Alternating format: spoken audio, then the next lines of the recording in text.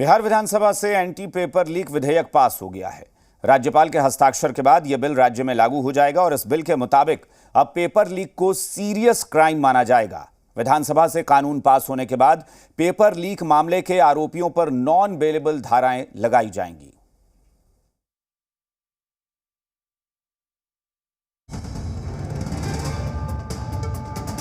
बिहार में लगातार हुए पेपर लीक ने बिहार ही नहीं देश को शर्मसार कर दिया।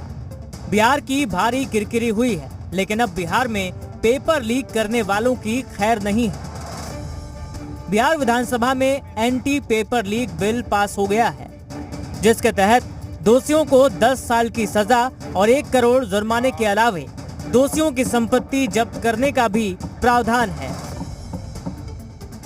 बिहार लोक परीक्षा अनुचित साधन निवारण विधेयक 2024 स्वीकृत हो।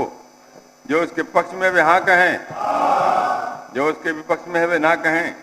मैं समझता हूं कि पक्ष बहुमत है। प्रस्ताव स्वीकृत हुआ। बिहार लोक परीक्षा अनुचित साधन निवारण विधेयक 2024 स्वीकृत हुआ। एंटी पेपर लीक बिल में सजा का प्रावधान क्या है, ये जाना भी जरूरी है।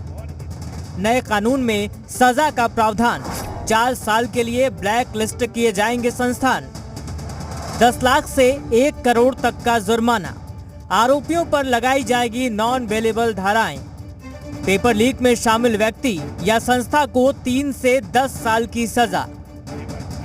Anti paper leak bill pass होने के बाद सत्ता पक्ष ने कहा कि सरकार छात्रों के प्रति संवेदनशील है।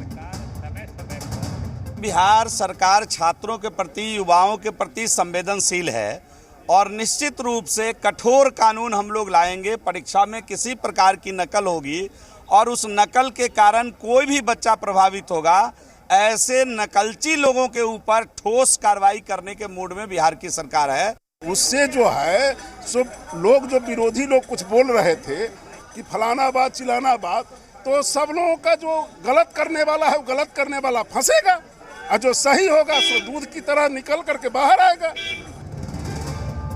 आरजेडी विधायक आलोक मेहता ने कहा कि पेपर लीक पर बिल्कुल रोक लगना चाहिए। ये बिल पहले ही आ जाना चाहिए था।